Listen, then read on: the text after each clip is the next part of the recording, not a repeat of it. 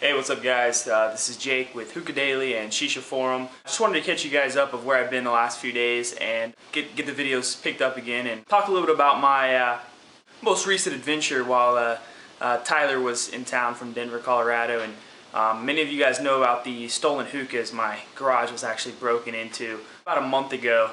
Didn't notice it. I don't know how long it was before I actually noticed it between the time it happened and when I found out, but went down to my garage to get some shisha to send out to some of the forum members, and noticed all my shisha was gone, all my hookahs were gone. Somebody apparently broke into my garage, took all my stuff, and I had 25 or so hookahs missing. And so basically called the police right after it happened.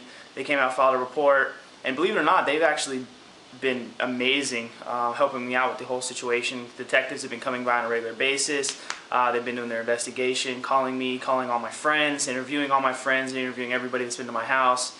But I mean, the Jacksonville Sheriff's Office has just been outstanding on the whole investigation. During my story, I'm not going to say any names. I'm not going to give away any personal information. Try to protect anybody that may be innocent of proven guilty. Plus, I don't want to, stir up anything that I'm not supposed to talk about, I guess.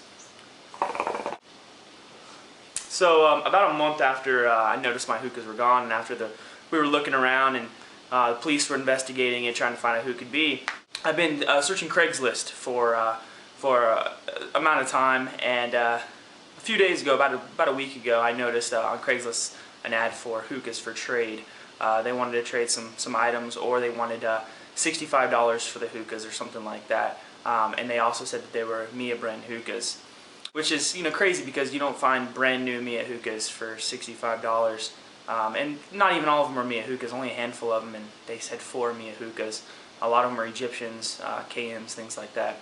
I went ahead and emailed them. They replied back saying, yeah, they had some hookahs. They would trade for $20 even if we were to do it that same night. I asked about the descriptions of them. They said they couldn't send pictures, but the descriptions were, one says Mia on it, one was blue with flowers, one was black with flowers, and none of them had hoses, which is really ironic because none of my hookahs that were stolen from my garage had any hoses with them at all. I thought that would kind of throw up a red flag, and what kind of brand new hookahs that somebody tries to sell doesn't come with hoses. So I kind of put 2 and 2 together, and at the same time I went ahead and called my detective and got him on the line. Unfortunately, I couldn't actually reach him. I did leave him a message, had him call me back, and the very next morning he called me back. So we eventually got the person's phone number. It was actually a female, and we actually told her, we actually were talking to her on my girlfriend's account, so if they did happen to know me, they wouldn't know that that I was the one that was talking to them about trying to get the hookahs. So we got their phone number, and the next morning the detective decided that he wanted to get everybody together, including several other officers, myself and my girlfriend. Tyler stayed here at the house, and we met at a barbecue place here in Jacksonville.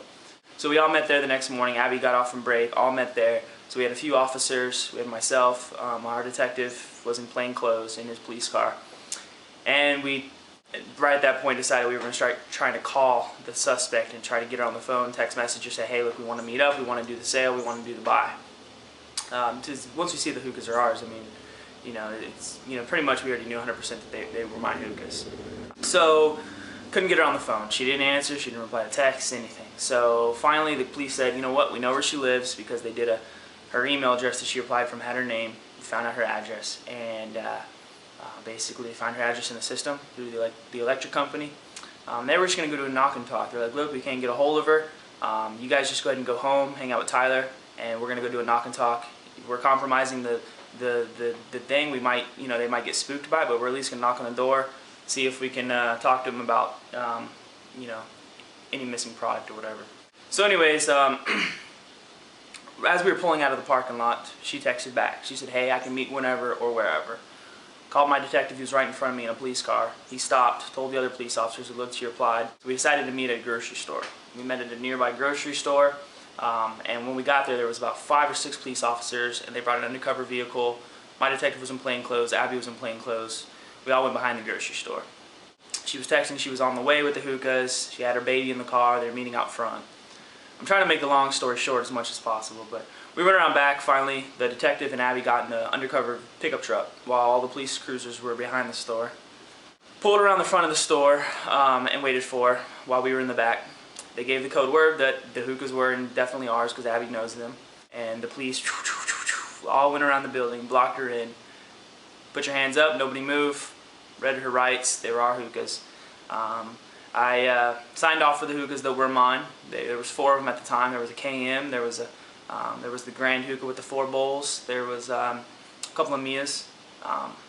At that point, they went ahead and got a warrant for her. She fed some bullshit story that she got them from a flea market, or she got them from a friend and all that, but finally she admitted that her and her boyfriend and her friend would check the garage doors in my apartment complex, and when they found something they liked, they would come back later with the car and load up.